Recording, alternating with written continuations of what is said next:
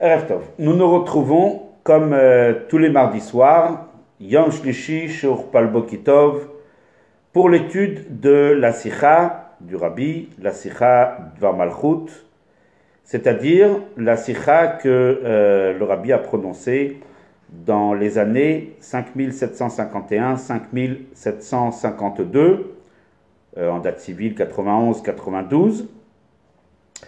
Cette sikha qui constitue en tout cas à ce jour les dernières qui constituent tout l'ensemble de ces sikhot de cette dernière année, constituent les dernières sikhot que nous avons entendues du Rabbi, en tout cas à ce jour.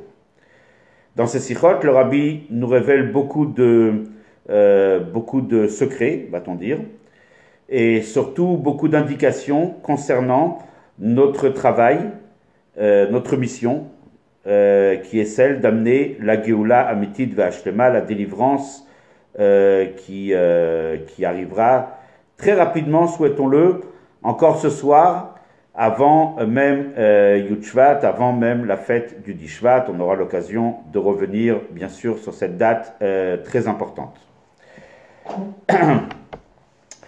Ce cours est donc retransmis dans le cadre des cours des programmes d'études du Bet Chabad de Neuilly-sur-Seine. Également, ce cours est retransmis dans le cadre du programme de cours du média Menorah Live. Et donc, on dédiera ce cours à la mémoire de personnes chères et importantes disparues récemment. Tout d'abord, on dédiera ce cours à la mémoire du fondateur et de l'émissaire du Rabbi à Neuilly-sur-Seine, le Rav Shmuel David Ben Avraham Zawi. Cette semaine, Erev Shabbat, vendredi, sera la date de son premier Yortzeit. C'est l'anniversaire de son départ de ce monde, il y a pile un an. Donc on aura une pensée affectueuse et une pensée profonde, et bien sûr un souhait à Kitsu Veranenu Shochneafa, qui soit très rapidement de retour parmi nous. Je dédierai ce shiur également à la mémoire de mon père, Avi Mori, à Rav Pinchas Gdalia ben Shimon HaKohen Pashter, à la mémoire du Chacham Baruch ben Moshe Pinto, à la mémoire de Chaim Aaron Yosef ben Moshe Seroussi, à la mémoire également d'une grande dame, Aïcha Chashuva Marat Esther Miriam, Bat Baruch Leib Schlanger. Également, on dédiera ce cours à la mémoire d'un chassid, un chassid de cœur, Reb Avraham Ben Eliyahu Atal, et particulièrement à la mémoire de la fondatrice de Menorah Live, qui nous a quittés brutalement et tragiquement il y a un mois à peu près. Une grande dame qui a laissé sa famille dans le deuil, et nous aussi. Aïcha Chashuva Marat Rivka Bat Arav Menachem Mendel Ben Senior, que rapidement puisse se réaliser la promesse de Akitsu Veranenu Shochne Afar, qu'on puisse les revoir très prochainement avec le dévoilement de Mashiach Tzidkeinu Teikef ou Miyad Mamash. Je profiterai également de ce cours pour dédier ce cours pour la refoua shlema, la guérison immédiate de tous ceux qui en ont besoin déjà, tous ceux qui ont besoin d'une guérison totale dans ces moments un petit peu perturbés juste avant la Géoula, et en particulier deux émissaires du Rabbi, deux personnalités très importantes, le Rav Zusia Ben Chaya Poizner, que Akadosh Baruch Hu lui accorde une refoua shlema, également à la mémoire, pardon, Shalom, que Dieu préserve, également pour la refoua shlema, la guérison immédiate et totale d'un chaliach du Rabbi, d'un émissaire du Rabbi, l'émissaire du Rabbi pour la ville de Cannes, dans les Alpes-Maritimes, le Rav Yudalei Ben Pesia Matousov, qu'il ait rapidement une refoua shlema la refoua la plus totale et immédiate.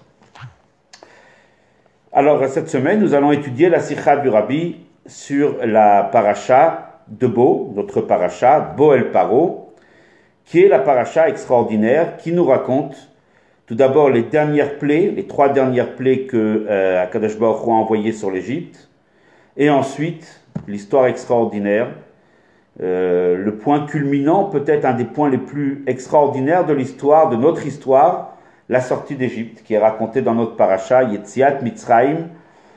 Et donc cette paracha est bien sûr, au-delà de la sortie d'Égypte, nous parle aussi de notre propre libération qui ne saurait tarder. La paracha commence avec les mots suivants. Akadosh Baruch Hu parle à Moshe et il lui dit « Bo el Paro, viens chez Paro ». Voilà un titre assez intriguant, surtout lorsqu'il s'agit de la sortie d'Égypte. Une paracha qui nous raconte la sortie d'Égypte et qui a comme titre « Viens chez Paro ». Ça semble un petit peu bizarre, « Viens chez Paro ». Cela laisse sous-entendre que Paro est, si on peut dire, dans son palais, il est encore dans toute sa puissance, et Moshe doit aller le trouver pour implorer, pour demander la libération du peuple juif. Le Zohar Akadosh, pose une question ici très simple. Akadosh Baruch Hu dit à Moshe, Bo el Paro, viens chez Paro. A priori, le terme n'est pas forcément le plus approprié. Il aurait été plus logique de dire « va chez Paro », dès lors qu'Akadosh Baruch Hu va mandater Moshe Rabbeinu pour aller réclamer la délivrance, la Géoula, la délivrance, la sortie d'Égypte. Il aurait donc dû mandater Moshe en lui disant « va chez Paro » et non pas « viens chez Paro ». Le Zohar répond à cette question. Et on va peut-être citer les mots du Zohar, c'est important. De aïle kutchabrichu adarin betar adarin. Akadosh Baruch Hu lui-même ne s'est pas contenté d'envoyer Moshe Rabbeinu chez le pharaon. Il est allé avec lui, c'est pour ça qu'il lui dit viens. Il l'a fait rentrer chambre après chambre. Il l'a fait rentrer dans le palais du pharaon. Et ensemble avec lui, il l'a fait pénétrer chambre après chambre, jusqu'à ce qu'ils arrivent jusqu'au pharaon, représentés, nous dit le Zohar, les Gabé Tanina Chada Ila'a Takifa. Le pharaon était représenté, avait l'image d'un reptile terrifiant, puissant et terrifiant, un grand reptile terrifiant et puissant. C'était l'image du pharaon. Et nous dit le Zohar, où Moshe d'Achil Miné. Moshe avait peur de lui. Effectivement, quand on se retrouve face à un reptile aussi grand et terrifiant, forcément, ça inspire une crainte et une peur. C'est la raison pour laquelle Moshe Rabbeinu avait peur. Il craignait cette rencontre. Et Akadosh Baruch Hu lui a dit, viens, Bo el Paro, viens avec moi, je vais me joindre à toi. Je ne vais pas me contenter de t'envoyer seul pour affronter ce grand et terrifiant reptile, mais je vais aller avec toi. Je vais me joindre à toi. Pourquoi Moshe avait peur? A priori, Moshe Rabbeinu avait-il peur? Est-ce que sa peur était basée sur un quelconque élément physique, même s'il s'agit d'un élément terrifiant?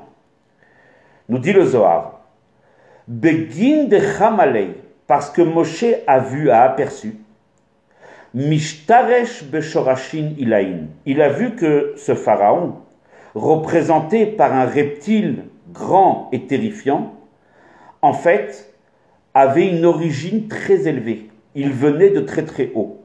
Sa puissance et son aspect maléfique lui provenait en fait, c'était le résultat de sa source, de son origine, qui était une origine très élevée.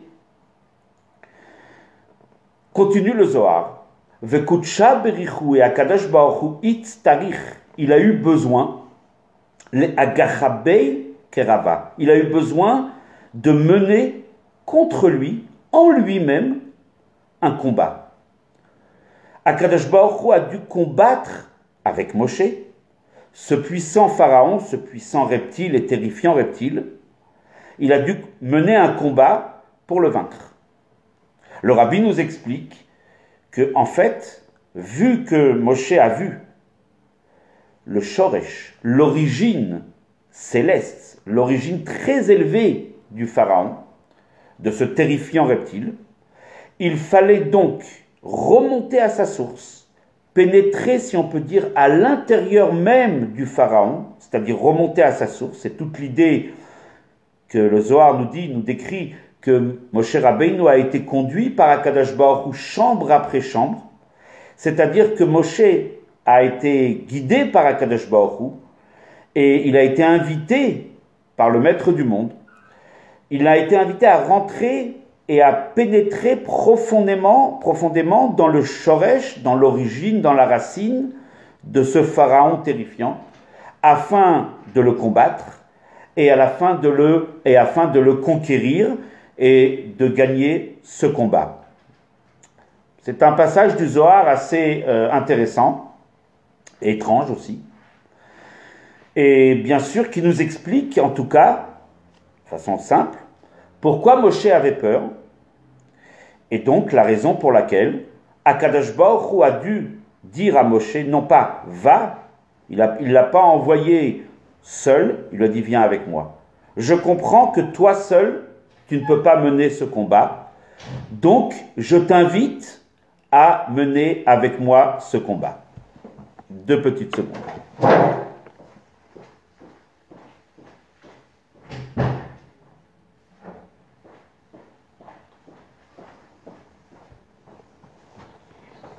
Excusez-moi.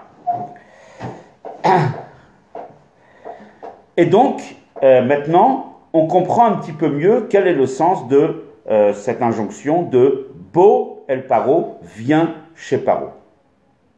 Rabbi explique que la peur de Moshe était motivée, donc d'après les paroles du Zohar, par rapport non pas au pharaon tel qu'il était représenté devant lui, parce que ce n'est pas forcément ce qui aurait pu effrayer Moshe Rabbeinu, mais c'est surtout le Shoresh de Paro, l'origine céleste de Paro.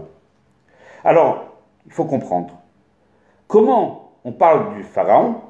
On parle d'un roi qui était un rachat, un méchant, qui a été la source de tous les malheurs du peuple juif en terre d'Égypte. Comment peut-on affirmer, comment le Zohar peut-il affirmer que l'origine, le Shoresh du pharaon provenait de très très haut? Cela semble totalement incompatible. Et donc, puisqu'on parle d'une origine céleste très haute, dans ce cas-là, quelque part, Moshe ne devait pas avoir peur, justement. Il y a quelque chose ici qui nous échappe un petit peu lorsqu'on fait la lecture de ce passage du Zohar qu'on vient de faire, et que le Rabbi va expliquer. Pour comprendre cela, le Rabbi nous invite à étudier un autre passage du Zohar. C'est un Zohar sur la paracha de Vaïgash, lorsque les frères de Yosef, lorsque Yosef se révèle à ses frères, alors l'information a été diffusée, et nous dit le verset dans la paracha de Vaïgash, Ve'akol nishma beit paro. La voix, l'information a été entendue dans la maison du pharaon. Et là, le Zohar nous explique que veut dire le mot beit paro. Alors bien sûr, selon le sens littéral, c'est la maison du pharaon. Mais il y a justement là une indication sur l'origine très très haute du pharaon. Nous dit le Zohar, et on va aussi faire la lecture de ce passage, Beit Paro, Beita deit pariyu veit galian minei kol nehorin vechol butsinin. Cela veut dire que c'est la maison, c'est l'origine, c'est la source, d'où jaillissent et d'où se dévoilent, d'où se révèlent toutes les lumières et toutes les bougies. En fait, l'origine céleste de Paro, c'est, si on peut dire, un endroit, non pas physique, mais spirituel, d'où jaillissent toutes les lumières divines. Et par rapport à ces lumières, nous dit le Zohar, Kolman de hava satim mitaman, Tout ce qui jusque-là était caché, Idgalé, va se révéler. Autrement dit, l'origine céleste du Pharaon, c'est un jaillissement de lumière, un dévoilement divin extraordinaire. On va reprendre juste les termes du Zohar. It periyu. It periyu veut dire jaillir. Il ne s'agit pas d'un dévoilement de lumière classique, normal. Lorsqu'un luminaire diffuse une lumière d'une façon, on va dire, classique, telle qu'on peut le voir lorsqu'on place un luminaire dans une pièce. Non.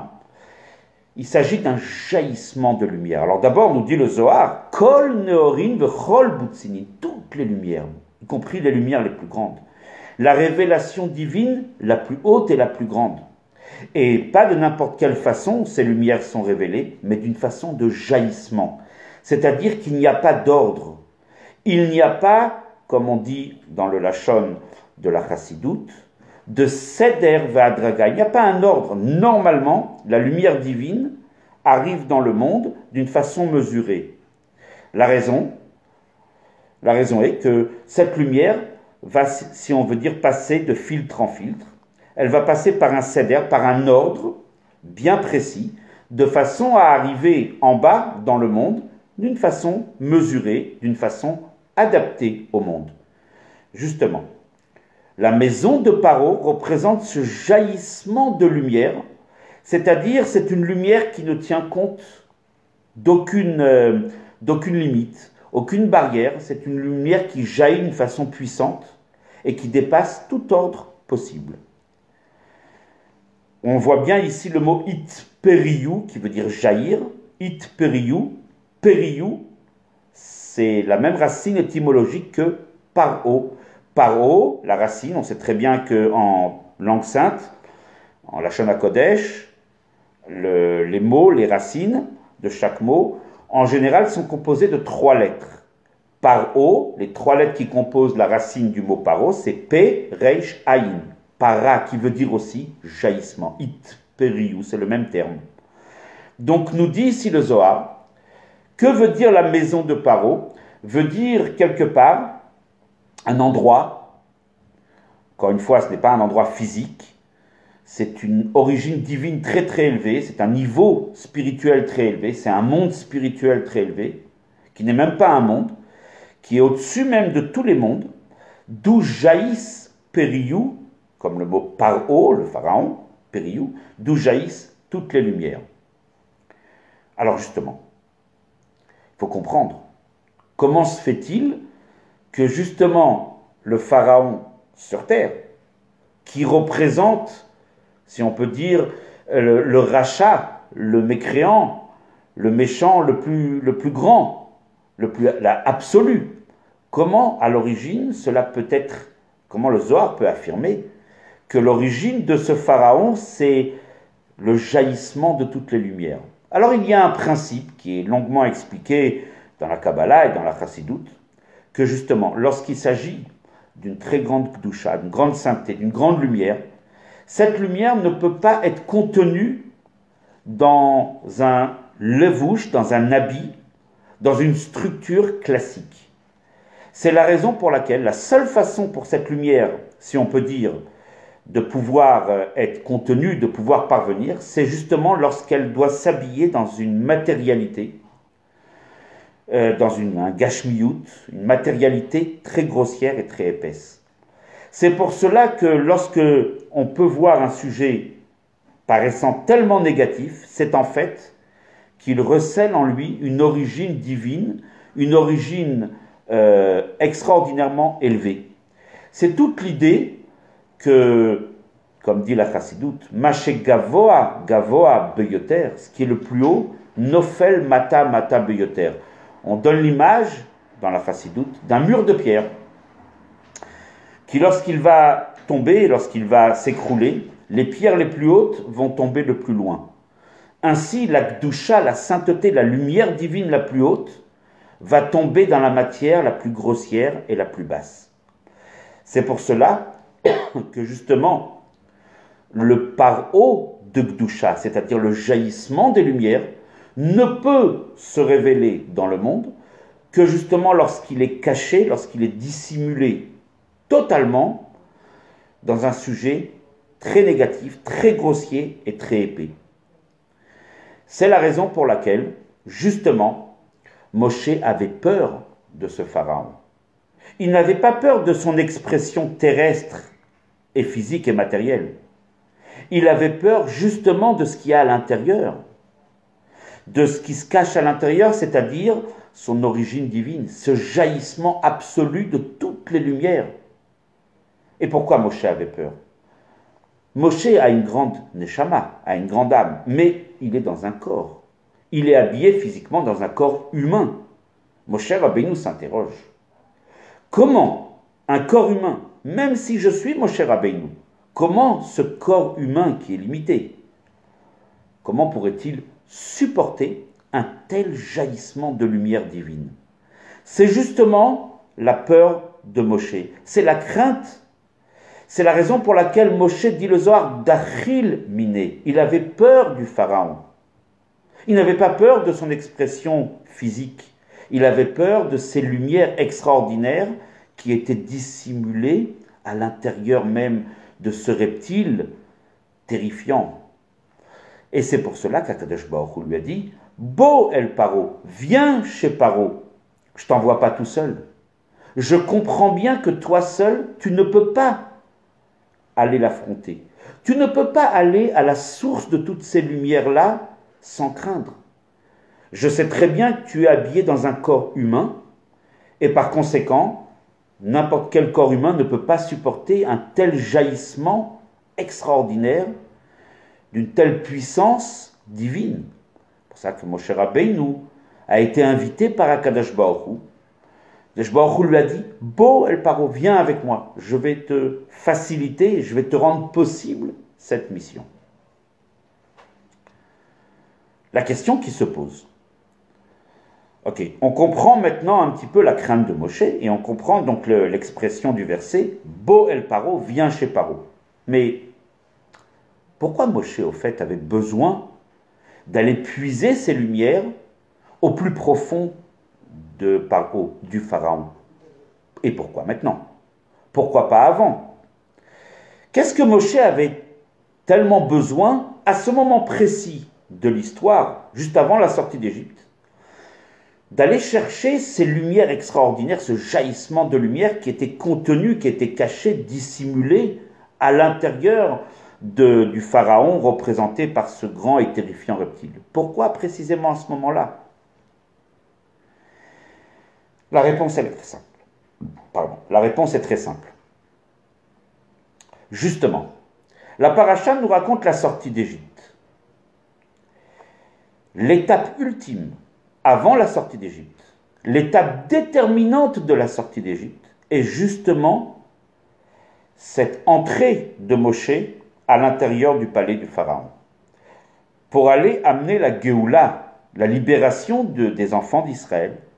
Il fallait justement, comme dernière préparation à cette Géoula, cette libération, il fallait absolument que Moshe aille retirer ces lumières, si on peut dire, aller les extirper du pharaon, ces lumières toutes puissantes, qui, elles, sont de nature à provoquer la Géoula. Voilà pourquoi Moshe Rabbeinu, avant justement la libération, avant la sortie d'Égypte, se devait de rentrer dans le palais du pharaon. Voilà pourquoi Akadosh Baruch Hu l'invite et lui dit « Bo el Paro, viens avec moi ». Cette ultime étape, on sait très bien que Akadosh Baruch Hu a mandaté Moshe et l'a envoyé précédemment parler plusieurs fois au pharaon. Il a envoyé déjà 9 plaies auparavant. Et à ce moment-là, bien sûr, Moshe a déjà réalisé certaines étapes qui vont amener à la Géoula. Mais il reste encore une étape. Et c'est l'étape la plus déterminante. Car comment sortir d'Égypte? Comment réussir cette Géoula extraordinaire? Ce n'est que en allant retirer ce potentiel divin, ces lumières extraordinaires, qui sont les lumières de la Géoula. Il fallait que Moshe aille retirer ces lumières de la Géoula, cette force divine extraordinaire, qui, elles, seules, sont de nature, justement, à pouvoir provoquer la Géoula. Voilà pourquoi, justement à ce moment-là de l'histoire, Akadosh Baruch Hu dit à Moshe, Bo el Paro, viens chez Paro, viens avec moi, je sais très bien que tout seul, en tant que Neshama Begouf, toi qui es une Neshama habillée dans un corps, comme nous tous, je sais très bien que ces lumières aussi intenses et aussi puissantes, tu ne pourrais peut-être pas les contenir et tu ne pourrais pas, si on peut dire, les supporter dans ton corps humain. Mais il faut bien sortir d'Égypte. C'est la raison pour laquelle tu vas aller, mais je vais aller avec toi. Bo, viens avec moi. Je t'invite, toi avec moi, d'aller chercher ces lumières les plus hautes. Cette force d'Akadosh Baruch Hu la plus puissante, le jaillissement de toutes les lumières. Paro vient du mot périou, jaillissement des lumières. Voilà pourquoi à ce moment de l'histoire, Moshe Rabbeinu doit aller pénétrer pièce après pièce dans le palais du Pharaon. Voilà pourquoi aussi Bo el Paro, vient chez Paro, c'est le titre de toute la paracha. Parce que justement, cette paracha que nous allons lire, Shabbat, qui nous raconte la sortie d'Égypte, cette paracha peut être résumée justement avec ces quelques mots, Bo el Paro. Viens chez Paro, justement, parce que cette sortie d'Égypte est rendue possible grâce au fait que Moshe Rabbeinu, accompagné d'Akadosh Baruch Hu, va aller chercher ses lumières à l'intérieur du palais du Pharaon. Le Rabbi va nous expliquer pourquoi. Pourquoi cette libération d'Égypte était dépendante de ces lumières extraordinaires. Bien sûr que la sortie d'Égypte représente quelque chose, un fait historique exceptionnel, un miracle très grand. Mais pourquoi fallait-il que pour ce miracle, Moshe Rabbeinu aille chercher cette lumière la plus forte, la plus puissante dans le palais du Pharaon? Pour cela, il est important de savoir une chose. Comme Akadosh Baruch Hu lui-même a dit à Moshe, lorsqu'il lui a parlé pour la première fois dans le buisson ardent, il lui a dit, lorsque vous allez sortir d'Égypte, quelques jours plus tard, Ta'avdun et Elokim à la Harazé. Vous allez servir Dieu sur cette montagne. Akadosh Baruch Hu a dit à Moshe que le but ultime de la sortie d'Égypte n'était pas simplement de sortir de l'esclavage, ce qui est une chose en soi très grande, mais c'est d'arriver au Har Sinaï, d'arriver au don de la Torah. Selon le sens simple, on ne peut pas être libre si on n'est pas investi dans la Torah. El Chaben Chorin, El Amishosek, Torah, disent nos maîtres. La véritable liberté s'acquiert lorsqu'on étudie et on pratique la Torah et les mitzvot. Que représente le Matan Torah?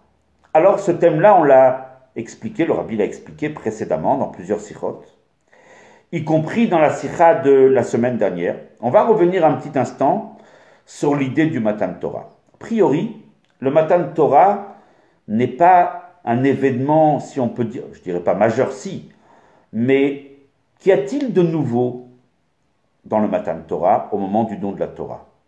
La révélation de la Torah? Pas forcément.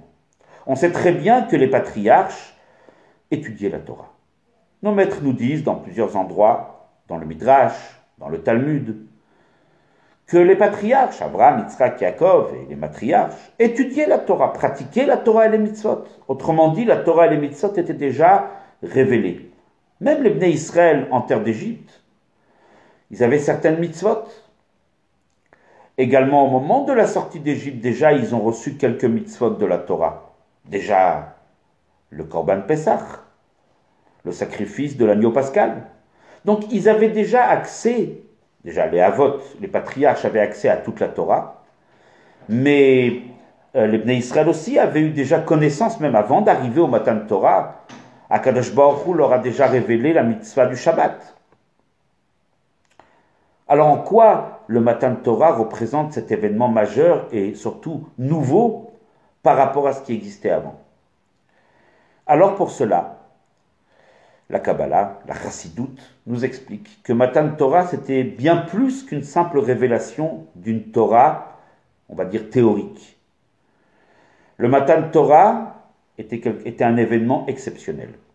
En effet, au moment de la création du monde, Akadosh Baruch Hu a séparé le sacré du profane. Avec ce fameux Rakia, au moment de la création, les eaux d'en haut, les eaux d'en bas, Akadosh Baruch Hu a séparé le sacré du profane. Et il a établi une sorte de barrière, de frontière infranchissable. Dans le langage du Midrash, une gzera, un décret, c'est-à-dire une loi qu'on ne peut pas abolir. En effet, dit le Midrash, jusqu'au Matan Torah en tout cas, Elyonim lo yerdu le mata. Les êtres d'en haut, la Gdusha, le sacré, ne pouvaient pas pénétrer dans le monde. Tartonim lo ya'alu le mala. Les êtres d'en bas, les êtres inférieurs, ne pouvaient pas s'élever au rang de la Gdusha. On peut toujours d'ailleurs remarquer que cette séparation, quelque part, d'une certaine façon, il reste encore une petite trace. Et comme on l'a dit déjà plusieurs fois dans les précédentes sikhot, lorsque nous sommes dans notre tfila, dans notre étude de la Torah, on a du mal à penser au monde, on a du mal à penser à notre activité professionnelle, sociale ou familiale, peu importe. De l'autre côté, lorsqu'on est dans la rue, lorsqu'on est dans notre cadre professionnel, on a du mal à être des juifs et à se sentir juifs attachés avec Akadosh Baruch Hu. Il semblerait qu'encore aujourd'hui, il subsiste une sorte de séparation entre ces deux domaines, le sacré, le profane, le matériel et le spirituel. Par conséquent, jusque-là, jusqu'au Matan Torah, la matière, le monde, ne pouvait pas être impacté, ne pouvait pas être marqué par la Gdusha. Il restait le monde tel qu'il est dans sa grossièreté, dans sa matérialité. Le sacré, la Gdusha, le divin, était là-haut. Matan Torah représentait l'abolition de cette barrière, de cette frontière. Bitul Agzera, l'annulation de cette Gzera, de ce décret. Dorénavant, dit Akadosh Baruch Hu, à partir de Matan Torah. Elyonim Yerdu le Mata. Les êtres supérieurs, la Gdusha, le sacré, va descendre en bas, va marquer la matière. Va faire que la matière, tout en restant matière, le monde tout en restant monde, va être marqué par l'empreinte du spirituel. Tartonim ya'alu le mala. Et donc par conséquent, les sujets matériels du monde vont pouvoir s'élever au rang de la Gdusha. Akadosh Baruch Hu a dit Vani amatril, je vais donner l'exemple. Vayered, Akadosh Baruch Hu, Vayered Hashem al Sinaï. Dieu est descendu sur le mont Sinaï. Et tout de suite après, où Moshe, l'être d'en bas, Allah, El Elohim, Moshe est monté vers Hachem pour le rencontrer au sommet du Har Sinaï. En effet, grâce à la Torah et aux mitzvot, qui ne sont pas qu'une étude ou une pratique, la Torah n'est pas qu'une étude théorique, ni une étude intellectuelle, ni morale. Les mitzvot ne sont pas des pratiques dénuées d'un sens, ou alors seulement avec un sens, on va dire, moral, ou en tout cas logique.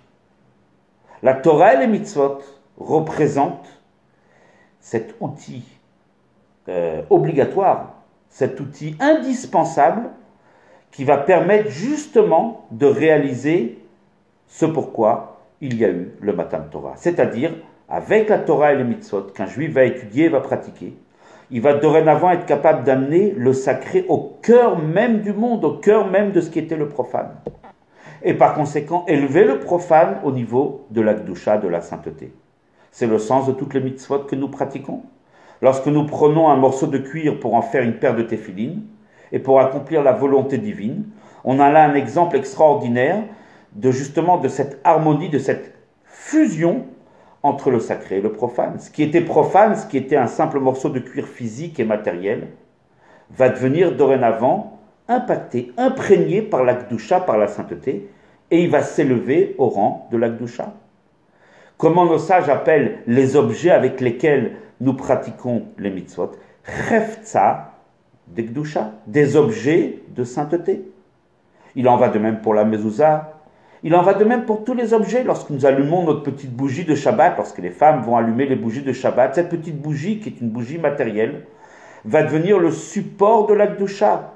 Elle va être impactée, imprégnée par la sainteté du Shabbat, qui va descendre dans ces bougies. Il en va de même pour tous les objets avec lesquels nous réalisons les mitzvot. Il en va de même pour la Torah, cette Torah-là qui a l'origine et l'émanation de l'esprit du Créateur, pénètre dorénavant dans l'esprit humain. Cette Torah qui a été donnée avec des lois, avec des thèmes, avec des concepts que le cerveau humain peut appréhender, peut comprendre. Donc dorénavant, cette Torah qui a une origine divine va pénétrer l'esprit humain et donc le monde. Pareil pour les mitzvot. Là est toute l'idée profonde, telle que le développe la Kabbalah et la Chassidoute, de ce qu'est le Matan Torah, le don de la Torah.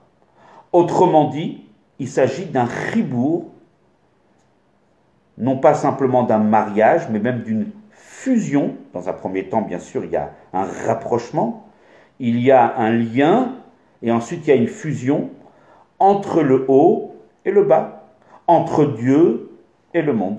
Cela est Matan Torah. Matan Torah, c'est Chibur Elyonim Vetartonim. Cette fusion, elle est bien sûr la mission numéro 1 des enfants d'Israël, du peuple juif, à travers l'étude de la Torah et des mitzvot. Pour cela, il est nécessaire qu'un juif réalise cette fusion déjà en lui. Pour pouvoir le faire autour de soi, il faut déjà le réaliser en soi. On ne peut pas transmettre une valeur dans laquelle nous ne sommes pas imprégnés. Lorsqu'on est imprégné d'une valeur, d'une idée, on peut à ce moment-là la diffuser.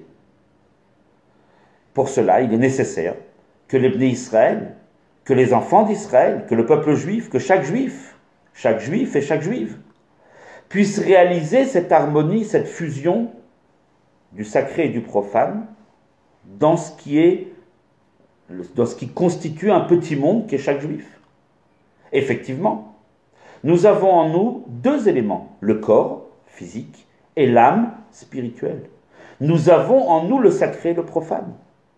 Lorsqu'un juif va mettre en harmonie sa neshama, son âme divine, qui est une parcelle divine, avec son corps, qui est physique et matériel, c'est-à-dire, lorsque le corps va être le véhicule, va être au service de la neshama, de l'âme, alors à ce moment-là, nous allons réaliser ce chibour, ce lien étroit, ce rapprochement dans un premier temps et ensuite cette fusion entre le sacré et le profane en nous. Et dès lors, il sera plus facile de le faire à l'extérieur aussi.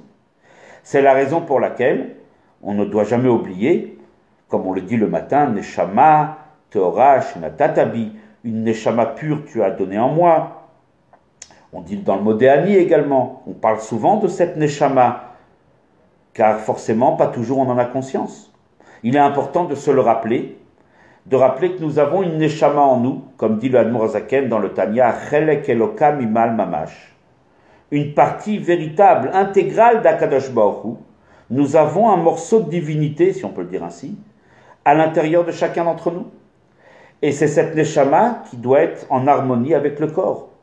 C'est pour cela qu'il faut que le corps soit aussi en bonne santé. Comme dit le Rambam, avoir un corps en bonne santé fait partie du service divin.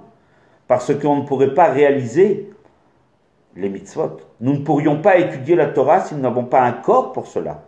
Le corps se met au service de l'âme, et à ce moment-là, il y a une fusion totale entre le corps et l'âme. Donc ce chibour, ce lien, ce rapprochement et cette fusion du sacré et du profane commence d'abord chez le peuple juif, chez chaque juif.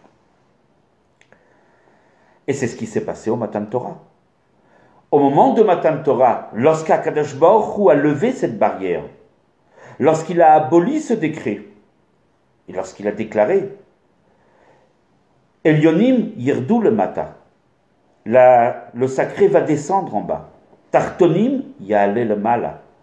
Les êtres d'en bas, le profane, va s'élever au niveau de la Kedusha. Avant que ceci soit réalisé dans le monde, à une échelle plus grande, il faudrait d'abord que ceci soit réalisé chez les Bnei Israël. C'est ce qui s'est passé au Matan Torah. Au moment du Matan Torah, les Bnei Israël, dans leur corps physique, ont pu accéder à la révélation divine. Comme dit la Chassidoute, au moment du Matan Torah, il y a eu le Hidgalut, la révélation du Yesh Ha'amiti, de l'être véritable, dans le Yesh Hanivra, dans l'être créé, l'être vrai, celui qui est vrai c'est Hachem, Emet. L'être véritable s'est révélé dans l'être créé. Et à ce moment-là, dès lors que cette fusion a été réalisée et opérée dans chacun d'entre nous, nous sommes, à présent, capables de le reproduire aussi autour de nous et à l'extérieur. Nous avons cette possibilité. Mais il faut aussi revenir encore un petit peu en arrière. Bien sûr qu'au Matan Torah, Akadosh Baruch Hu, avant de nous donner l'ordre d'amener le sacré dans le profane et d'élever le profane au rang du sacré, Akadosh Baruch Hu, bien sûr, a rendu possible, on va dire, cette opération à l'intérieur de chacun. C'est vrai. Mais nous ne sommes pas véritablement en mesure, quelque part, de le réaliser. Car malgré tout, le corps physique peut constituer une barrière, peut constituer un obstacle de taille et qui peut nous empêcher à réaliser cette fusion. Pour cela, nous avons besoin d'un être qui lui aussi est en même temps physique, il a un corps, et en même temps est spirituel, mais qui lui a réalisé déjà cette fusion en lui. Il s'agit du Nassi, il s'agit de Moshe Rabbeinu. Moshe Rabbeinu, justement, est l'homme le plus parfait, celui qui a réalisé cette fusion, ce rapprochement et cette fusion du sacré et du profane en lui. Et lui, justement, de par sa qualité de berger du peuple juif, sa qualité de Nassi, le prince du Ham Israël, le Nassi adore, toute l'idée d'un rabbi qu'il y a dans chaque génération. Lui, Moshe Rabbeinu, par le fait qu'il a pu le réaliser en lui, donne la possibilité à chaque juif de le réaliser aussi en lui, en lui-même. Et donc tout ceci vient de Moshe Rabbeinu. Toute cette capacité à rapprocher et à faire fusionner notre âme avec notre corps, d'harmoniser les deux, cette force-là nous vient de Moshe Rabbeinu. Pourtant, on peut s'interroger, comment Moshe a-t-il pu le réaliser? Chez lui aussi, il y a eu une première étape, où il n'y avait pas véritablement un chibour, une fusion entre son corps et son âme. Il a dû le réaliser à un moment donné aussi. Justement, la Torah nous dit sur Moshe qu'il était kvatpé, il était bègue, il bégayait, il n'arrivait pas à parler correctement. Il a été guéri au moment de Matan Torah, on va voir justement. Le Admor Hazaken explique quelle est la raison pourquoi Moshe bégaya. Bien sûr, il y a la raison telle que les Midrashim nous racontent, par rapport à une histoire qui s'est passée dans le palais du Pharaon. Mais bien sûr, il y a une lecture de Pshat, du sens littéral de la Torah, et il y a une lecture profonde, une lecture ésotérique. Quelle est l'idée qui se cache derrière cette affirmation de la Torah que Moshe était bègue et il ne pouvait pas parler correctement? Explique le Admor Hazaken. Moshe Rabbeinu avait une neshama à l'origine. Il n'a pas eu besoin de travailler pour ça. Moshe Rabbeinu a été doté d'une âme, l'âme du berger d'Israël. Une âme extraordinairement élevée. Une neshama kdosha. Par rapport à cette âme, il pouvait saisir les sujets les plus hauts. Il pouvait comprendre, il avait cette capacité d'intégrer en lui la kdosha la plus grande. Mais il ne pouvait pas l'exprimer par rapport à son corps. Il était incapable de l'exprimer d'une façon ordonnée. Pourquoi quelqu'un bégaye? Parce que, en fait, ses émotions sont tellement fortes qu'il ne peut pas les exprimer avec sa bouche. La compréhension de Moshe du divin était tellement parfaite, tellement pure, qu'il ne pouvait pas l'exprimer avec sa bouche. avec un organe, on va dire, humain, tel que la bouche, il était incapable d'exprimer ce qu'il ressentait, ce qu'il pensait, ce qu'il avait saisi dans son esprit. Et c'est pour cela qu'il était bègue, c'est pour cela qu'il parlait difficilement. Donc on voit bien ici qu'à une certaine étape, Moshe Rabbeinu, bien qu'étant, si on peut dire, branché sur les plus hauts niveaux de la divinité, il ne pouvait pas l'exprimer avec son corps. Il y avait une sorte de barrière entre son âme et son corps. Il a fallu dans un premier temps que Moshe Rabbeinu puisse unifier, harmoniser son corps et son âme. C'est lorsqu'il l'a réalisé, on va le voir, qu'il a pu à ce moment-là aussi, si on peut dire, communiquer, qu'il a pu influencer tous les Bnei Israël à en faire de même. Il a pu leur donner la force nécessaire de ce que lui avait réalisé en lui, c'est-à-dire cette harmonie parfaite entre sa compréhension des sujets spirituels et divins les plus hauts et son corps matériel. Il a pu à ce moment-là donner cette force aux Bnei Israël de le faire, ce qui leur donnera la possibilité plus tard au Matan Torah de réaliser la fusion entre le sacré et le profane du monde en général. Donc Moshe avait bien besoin aussi quelque part, à un moment donné en tout cas, de faire fusionner ces deux pôles qu'il y avait en lui, son âme et son corps. Alors on va le voir justement. Qu'est-ce qui donne la possibilité à Moshe Rabbeinu et ensuite au Bnei Israël d'harmoniser entre le sacré et le profane? On voit bien que c'est une tâche ardue et que ce n'est pas une chose si simple que cela. Alors, le secret, la recette, elle est très simple. Il s'agit de Anochi. Comme Akadosh Baruch Hu a commencé le Matan Torah avec le mot Anochi Hashem Elokecha. Anochi, c'est l'essence divine. En effet, si on prend le rayonnement d'Akadosh Baruch Hu, on ne parle pas d'Akadosh Baruch Hu lui-même, l'essence même d'Hachem, on parle de son rayonnement. Une lumière peut avoir, si on peut dire, une intensité telle qu'elle ne peut pas rentrer, pénétrer dans un cli, dans un réceptacle limité. Une puissance trop grande, lorsqu'il y a un voltage trop grand, un câble qui est trop petit ne peut pas le contenir. Il y a un incendie ou un coupe-circuit, ou je ne sais pas exactement. En tout cas, on arrive à une incapacité à conduire cette énergie trop grande dans un réceptacle beaucoup trop limité. Qu'est-ce qui permet justement de concilier les deux? C'est l'essence même d'Akadosh Baruch Hu. Akadosh Baruch Hu, il est au-dessus de toute limite. Il est aussi au-dessus de toute nature illimitée. Akadosh Baruch Hu est en même temps ni limité, ni illimité. Il peut tout. Akadosh Baruch Hu peut tout faire.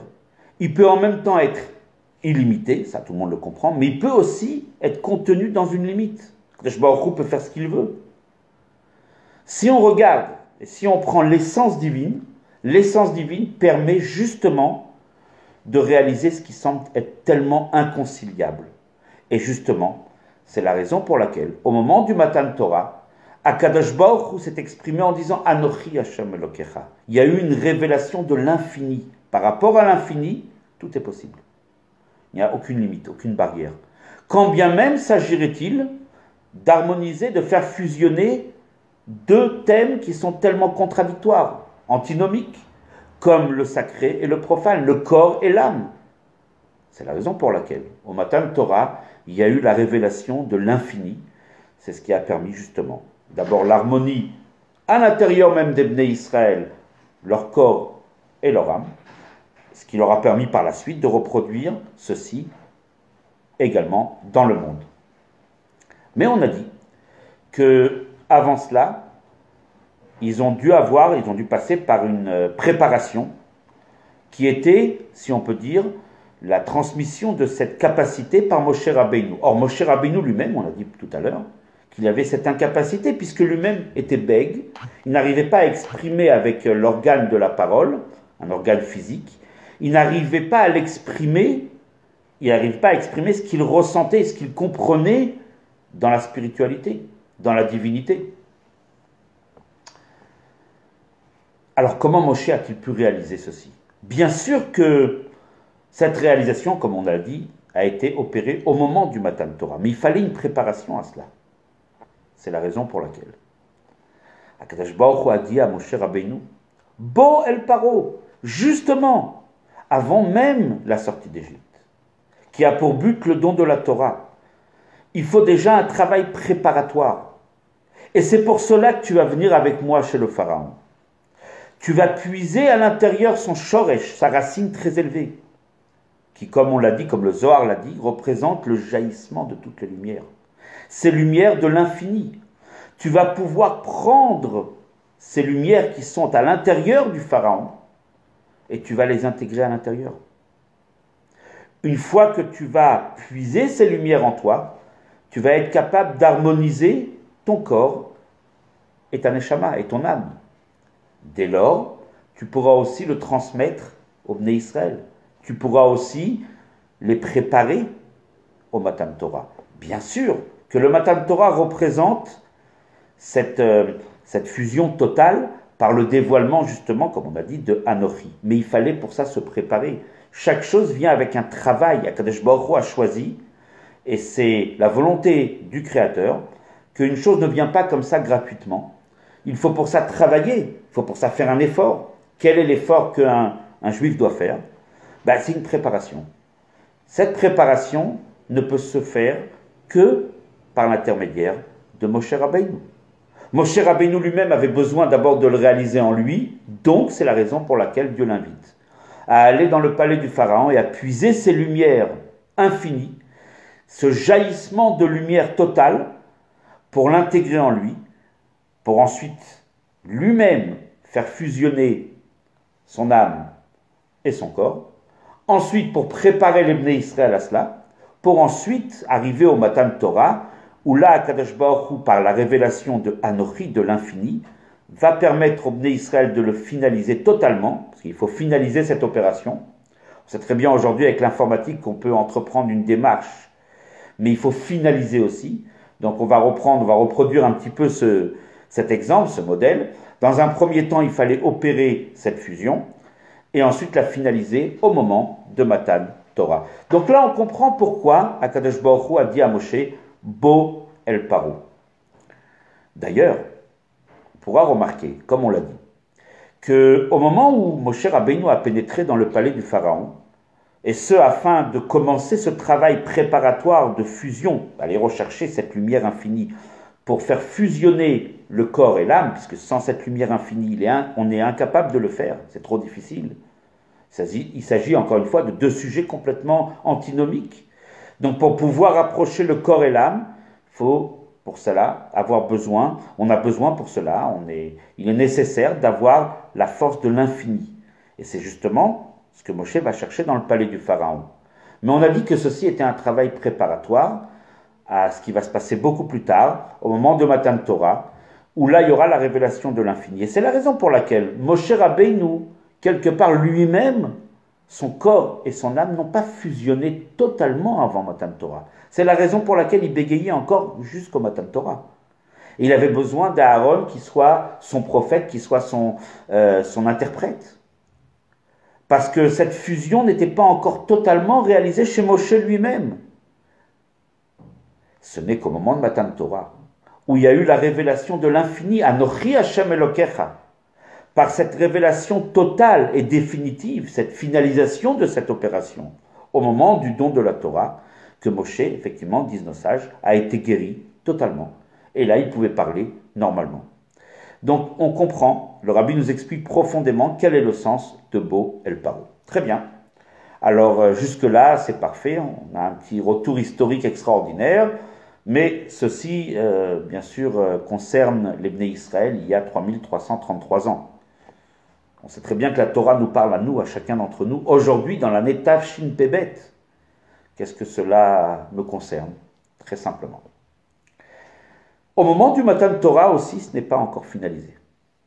C'était une certaine finalisation, peut-être, mais ce n'était pas total. La preuve, le divin n'est pas encore totalement perceptible dans le monde. Quand bien même on ferait une mitzvah avec un objet matériel qui deviendrait sacré, Chefetza d'Ikdusha, certes, mais ce n'est pas visible. nous ne voyons pas dans le monde encore cette révélation totale de l'infini, celle en tout cas qu'on était censé avoir au moment du don de la Torah. C'est normal. Le don de la Torah n'est pas une fin en soi, ce n'est qu'un début. C'est le début d'une aventure qui a donc duré 3333 ans jusqu'à nos jours. Cette aventure extraordinaire, à travers toutes les périples de l'histoire, où les Bnei Israël vont étudier la Torah, vont accomplir les mitzvot, et vont réaliser cette harmonie, déjà en eux, entre le corps et l'âme, et ensuite dans le monde, entre le sacré et le profane. Mais la finalité ne sera atteinte qu'au moment de la Géoula Amitit Vashlema, qu'au moment de la délivrance. Comme il est écrit à ce moment-là, Venigla Kvod Hashem Veraou Kol Basar. L'honneur, le kavod d'Akadosh Baruch Hu sera révélé et toute chair pourra voir, même une chair physique pourra voir et apercevoir le sacré. Et donc forcément, tant qu'on n'y est pas encore arrivé, quelque part, le Matan Torah n'est pas encore terminé. Il a commencé à l'époque, mais il ne s'est pas encore terminé. Nous dit le Rabbi, puisque maintenant nous approchons de cette Géoula, nous aussi, nous allons connaître deux étapes, comme ce qui s'est passé à l'époque. Une étape qui est avant le Matan Torah, cette préparation, d'abord Moshe en allant chercher ses lumières dans le palais du Pharaon, pour harmoniser, pour faire fusionner son corps et son âme, mais ce n'était qu'une première étape, la preuve, Moshe n'était pas encore guéri totalement lui-même, ce n'était qu'une première étape. La deuxième étape étant le Matan Torah. Nous aussi, au moment de la Géoula, nous allons connaître, nous dit le Rabbi, deux étapes aussi. Une étape préparatoire à la finalité du Matan Torah, la Géoula, et une étape définitive, une finalisation totale. Quelles sont ces deux étapes?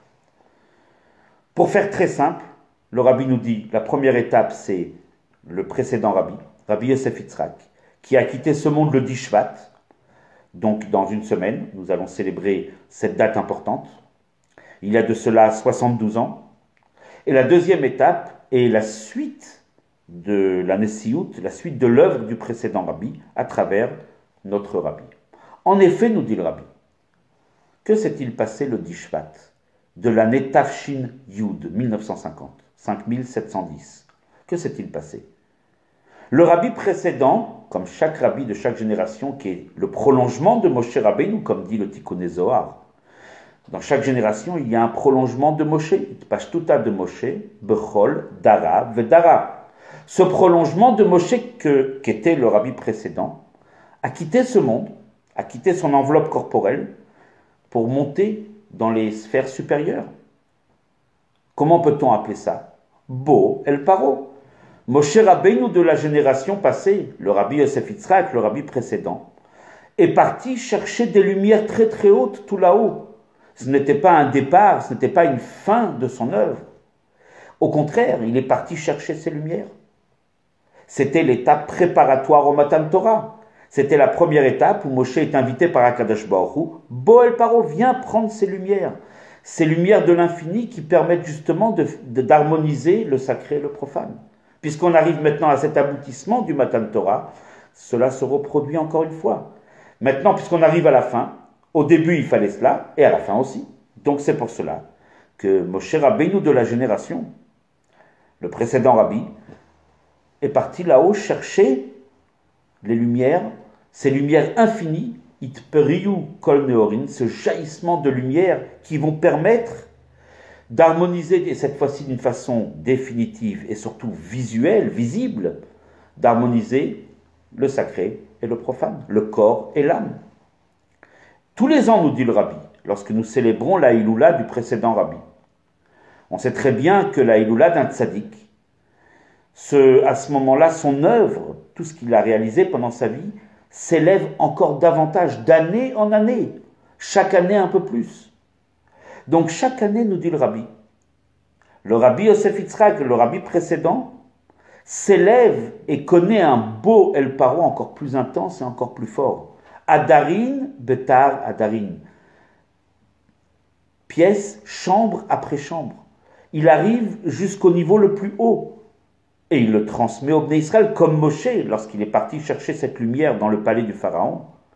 Il n'a pas gardé pour lui, il ne s'est pas contenté uniquement de prendre cette lumière pour harmoniser son corps et son âme, mais il nous l'a transmis, il nous a préparé au don de la Torah. Ainsi nous dit le Rabbi. Le Rabbi précédent, d'année en année, s'élève de niveau en niveau pour justement accomplir lui aussi Bo El Paro, va là où jaillissent, de là où jaillissent toutes les lumières, pour les amener aux Bnei Israël qui sont en bas dans ce monde.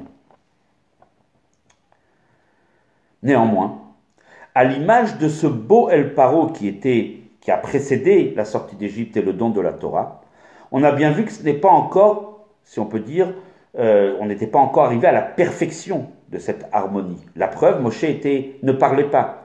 Nous dit le Rabbi, on le voit aussi avec le Rabbi précédent. Le Bo El Paro du Rabbi précédent, c'était le corps et l'âme séparés.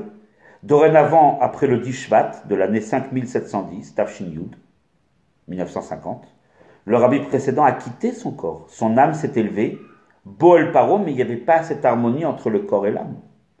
D'ailleurs, nous fait remarquer le Rabbi, les dernières années, le Rabbi précédent était privé de l'usage de la parole, exactement de la même façon que Moshe en était privé aussi. Donc forcément, on voit ici qu'on est encore, si on peut dire, uniquement dans la première étape, celle qui est encore imparfaite, celle où il n'y a pas encore cette fusion totale. Cette étape qui est une étape préparatoire. Et alors, va venir une deuxième période, celle qui est justement après Yud Shvat, celle qui va venir après le Dishvat, c'est-à-dire lorsque le Rabbi va prolonger, va continuer l'œuvre de son beau-père, le Rabbi précédent. Le Rabbi nous inclut, notre génération, nous dit le Rabbi. La génération précédente étant la 8e, 8 qui est liée avec Mashiach, la 8e depuis le Baal Shem Tov, la nôtre est la 9e. Justement, cette perfection va être atteinte par notre génération. Nous dit le Rabbi, on peut le voir. Quelle a été l'œuvre du Rabbi précédent? Dans quel contexte il a agi? Dans un contexte de Messirut Nefesh. Il a dû donner sa vie pour la Torah et les mitzvot. Il a été emprisonné à risquer sa vie. Avec lui, beaucoup de ses disciples, beaucoup de notre peuple, il y a quelques décennies, a dû passer par ce sacrifice ultime de donner sa vie pour Akadosh Baruch Hu. C'était une génération qui, certes, nous a préparés à cette Géoula, mais qui a, quelque part, été qu'une étape préparatoire où le corps et l'âme ne pouvaient pas encore fusionner. C'est la raison pour laquelle cette œuvre-là a, si on peut dire, exigé tellement de sacrifices de la part de tous les Bnei Israël dans ces décennies-là. Ça, c'était la génération passée. C'est le moment où Moshe Rabbeinu, à l'époque, il vient chez Paro, mais ce n'est pas encore total. Les Bnei Israël sont encore en Mitzrayim. Moshe n'a pas encore l'usage normal de la parole. C'est une première étape. Nous, aujourd'hui, nous dit le Rabbi, notre œuvre, c'est justement Neshamot Begoufim. C'est la raison pour laquelle nous ne connaîtrons pas, aucune interruption, aucun F-sec de la vie, et notre corps et notre âme seront ensemble jusqu'à la Géoula Amitit Ve'Ashlema. Le Rabbi parle bien sûr, entre autres, si on peut dire entre guillemets, de lui-même. Le Rabbi précise bien, bli efsek, sans interruption, du contraire de la vie, contrairement aux générations passées. Nous voyons en effet, nous dit le Rabbi dans tellement de sikhot, combien aujourd'hui, être un juif et accomplir notre travail ne demande pas autant de sacrifices. Certes, nous connaissons des moments difficiles, mais par rapport au sacrifice ultime qu'ont dû faire les générations passées, ce n'est en rien comparable. Donc forcément, on est aujourd'hui dans un cas de figure complètement différent. Nous sommes aujourd'hui dans cette étape qui est comme à l'image du Matan Torah, qui est venu après la sortie d'Égypte, après Bo El Paro. Dans une continuité directe, nous dit le Rabbi, jusqu'à la Géoula. Justement, notre génération a cette capacité et ce devoir d'amener à la perfection le travail des générations passées. De la même manière que la génération passée, il manquait quelque chose. Le corps a été séparé de l'âme. ou bien comme on peut reprendre l'origine, tel que Moshe n'avait pas encore l'usage totalement, on va dire, parfait de la parole, et qu'il avait besoin de Aaron, son frère, pour être son interprète. Nous dit le Rabbi, la façon dont nous allons justement amener ce travail à sa réalisation définitive, c'est justement en étant l'interprète, en parlant, en diffusant les enseignements du Moshe de notre génération, ou de la génération passée, le Rabbi précédent, Rabbi Yosef Yitzhak. Et de cette façon, en tant que Neshamot Begoufim, en tant que âme dans le corps, nous allons être capables d'amener ces lumières en bas, dans le monde, sans aucune interruption. Ce qui est étrange, c'est une parenthèse, ce n'est pas dit dans la Sira. Le Rabbi parle justement de l'interruption, le fait que Moshe Rabbeinu, à l'époque, dans cette première étape, ne pouvait pas parler, à l'image, ou parlait mal, à l'image de Rabbi Yosef Yitzhak, du précédent Rabbi, qui avait été privé de l'usage de la parole à la fin de sa vie. Nous dit le Rabbi à tel point que les médecins s'étonnaient comment celui qui a pour fonction justement de diriger le peuple juif à travers ses enseignements, donc son organe, son outil principal étant la bouche, comment a-t-il été privé de cet organe principal? Nous dit le Rabbi, c'est justement pour réparer ce déficit, si on peut dire, c'est la raison pour laquelle nous ne connaissons aucune interruption. Et pourtant, c'est là où je fais cette parenthèse. Quelques jours après que le Rabbi a dit cette sikha, même pas 2 mois plus tard, le Rabbi lui-même a été privé de la parole. Et quelques temps plus tard, Gimel Tammuz, le Rabbi s'est dissimulé à nos yeux. Cela semble étrange. Quelque part, tout ce que nous dit le Rabbi est remis en question, d'une certaine façon. Alors bien sûr, ce qu'il affirme, ce que le Rabbi a affirmé dans la sikha, ceci est vrai. Mais nous voulons aussi comprendre. Le Rabbi nous dit que justement, notre travail, c'est d'amener la shlemut, la perfection de l'œuvre de la génération passée, et ceci d'une façon ininterrompue, une façon de neshama begouf, d'une neshama dans un corps sans aucune interruption, y compris par le fait que nous sommes, si on peut dire, l'interprète de Moshe Rabbeinu. Nous diffusons les enseignements du précédent Rabbi. Alors bien sûr, le Rabbi n'a pas répondu à cette question directement, mais on trouve quand même quelque chose d'assez étonnant dans la sikha du Rabbi. Et c'est évident que le Rabbi a vu déjà, bien sûr, tout ce qui allait se passer, de sa privation, en tout cas à nos yeux, de la parole, et le fait qu'il soit caché à nos yeux. Le Rabbi nous dit à la fin de la sikha, il nous dit, quand bien même on affirme qu'il n'y a aucune interruption, on pourrait peut-être en constater une. Il pourrait peut-être y en avoir une. Le Rabbi évoque cette hypothèse. Alors le Rabbi nous dit, ce n'en est pas une. C'est une petite interruption qui est momentanée, mais qui a pour but justement de nous faire connaître l'élévation la plus haute qui va venir après. Le Rabbi semble, bien, le Rabbi ne le dit pas d'une façon explicite, donc je prends des précautions, mais ça semble tellement évident lorsqu'on regarde les mots du Rabbi, les mots de la sikha. Le Rabbi dit, quand bien même dans notre génération, nous serions peut-être amenés à constater que peut-être oui, il y a aussi une interruption comme la génération passée. Il y a une séparation peut-être, et la parole, l'usage de la parole, et peut-être le Rabbi peut être privé de l'usage de la parole. Nous dit le Rabbi, c'est qu'une petite interruption qui est voulu, qui est choisi.